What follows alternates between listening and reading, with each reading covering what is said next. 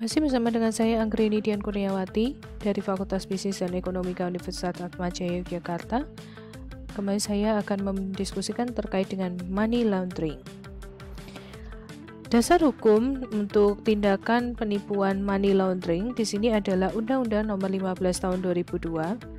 Definisinya adalah suatu perbuatan untuk menyembunyikan atau menyamarkan asal-usul uang atau dana atau harta kekayaan hasil tindak pidana melalui transaksi keuangan agar uang nampak berasal dari kegiatan yang legal.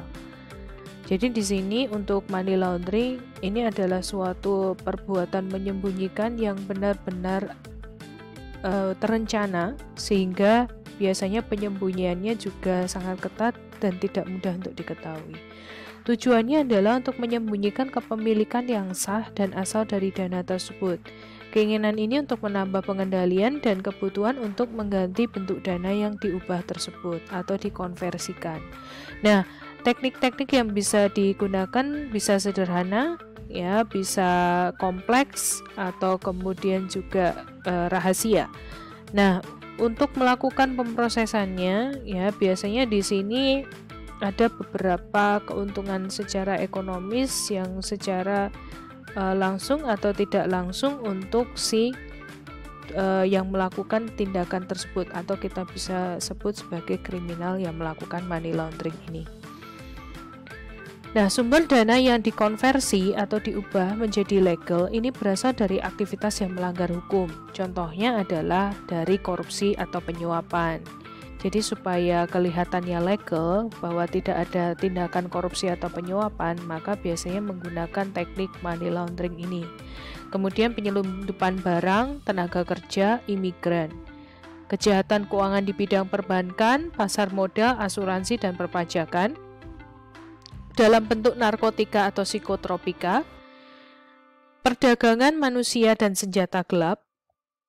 Bisa jadi penculikan, terorisme dan pencurian, penggelapan, penipuan dan pemalsuan uang, perjudian dan prostitusi, kejahatan di bidang kehutanan, lingkungan hidup, kelautan, tindakan pidana lainnya yang diancam pidana 4 tahun. Dan kemudian di sini untuk uang yang didapatkan dari hasil kriminalitas ini kemudian bisa disembunyikan dengan menggunakan money laundering ini.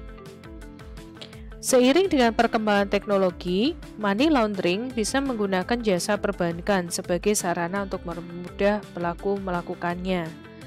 Nah, ada 3 tahapan utama. Yang pertama adalah placement, di mana pelaku akan mengamankan dana ilegalnya dengan menggunakan lembaga keuangan atau perbankan sebagai sarananya.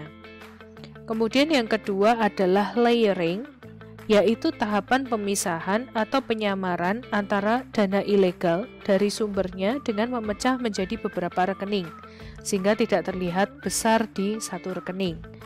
Kemudian yang ketiga adalah integration, yaitu penyatuan dana-dana yang telah dicuci dengan menggunakan bisnis dengan perputaran kas cepat seperti restoran atau kasino.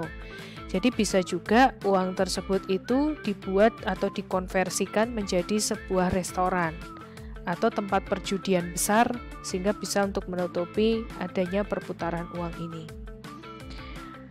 Nah, di sini ada 4 ya. Tadi yang pertama adalah terkait dengan predicate crimes. Ini adalah untuk beberapa kriminalitas yang kemudian bisa melakukan money laundering.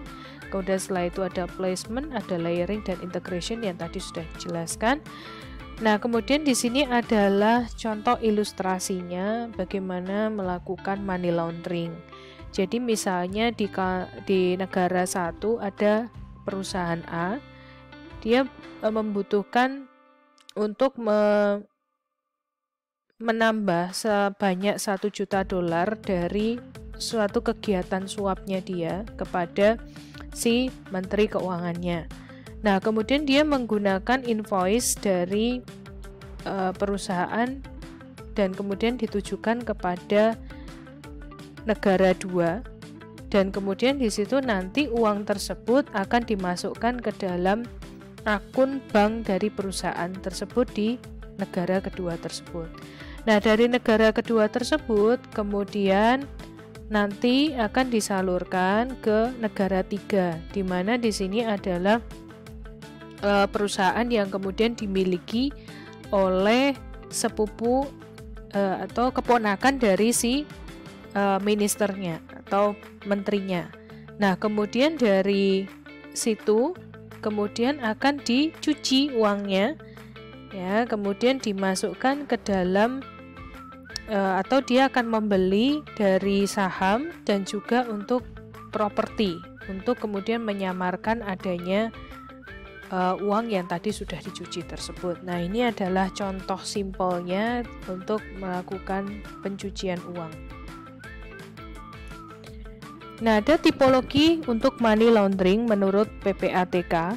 Di sini ada pentransferan uang dari instansi pemerintah kepada individu-individu yang memegang peran kunci, kemudian menggunakan identitas palsu untuk membuka rekening bank, menyuap uang secara tunai, juga bisa dengan barang-barang mewah, memanfaatkan asuransi jiwa, konspirasi menggunakan rekening, pengembalian pajak yang besar, dan pemotongan anggaran dengan jalan memarkup anggaran.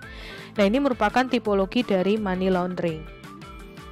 Kemudian untuk money laundering sendiri, orang bisa dikatakan terlibat dalam tindakan pencucian uang atau disebut sebagai money launderer adalah orang-orang yang benar-benar mengetahui sumber dana berasal dari kegiatan ilegal, dalam artian memang sengaja untuk menyembunyikan tindakan tersebut. Nah, kemudian juga orang yang sudah menduga kuat bahwa dana tersebut bukan berasal dari dana yang legal, maka dia kemudian melakukan tindakan pencucian uang supaya kemudian tidak mau diaku bersalah karena menggunakan dana yang tidak legal. Kemudian ada data mining technology, ini digunakan oleh beberapa negara untuk mencari pola tertentu sejumlah transaksi perbankan, sehingga di sini bisa diidentifikasi bahwa transaksi kemungkinan dari money laundering. Nah, ini biasa digunakan oleh perbankan, sehingga di sini juga kegiatan money laundering ini bisa terdeteksi karena biasanya perbankan merupakan salah satu lembaga yang sangat rentan kemudian digunakan untuk sarana pencucian uang. Kemudian hasil dari korupsi juga harus dicuci bersih agar tidak terlacak oleh aparat hukum. Oleh karena itu, kenapa si pelaku melakukan pencucian uang ini? Demikian terkait dengan money laundering.